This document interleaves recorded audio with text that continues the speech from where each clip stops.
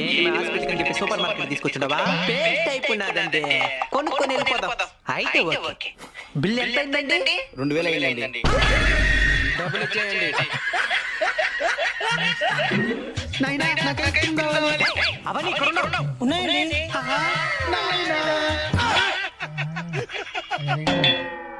దగ్గరలో సంక్రాంతి వస్తున్నది, అలంకరించుకునే దానికి ఆర్నమెంట్స్ అవంతా ఇక్కడ అమ్మరు.